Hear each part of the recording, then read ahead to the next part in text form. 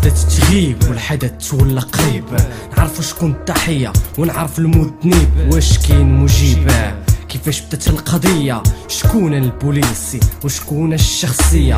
يوم الثلاثاء عند دياب الدار البيضاء، في هذاك المساء تكتب تقرير الاعتداء، انفينيتي السوداء غدا بسرعة بلا احترام من القانون، وقفها البوليسي بلا ما يعرف تم شكون، وبدا يطبق القانون وتكلمت الشخصية، واش عارف معاك شكون تكون اللي بغيتي تكون، انا كنطبق القانون. وبدات الشخصية بالسبان، تا غير حيوان بحالك بخوش ودبان، جبد فردي وتيرة في البوليسي، خرج من السيارة وركل للبوليسي، وقفات الشخصية من بعد 2 دقايق، حضرات الداخلية وتتمصات القضية، الشخصية رجع للدار، البوليسي في السبيطار تحت الحصار، خبروا الفردي ما طرا والو عدي، ولا يرجعوك من مظلوم المتعدي. هذه هي قصة البوليسي والشخصية، فيها حكمة وغاية، رصاص الظلم تعجرف وتكبر في حق شرطي المرور، من حكار تولي محفور،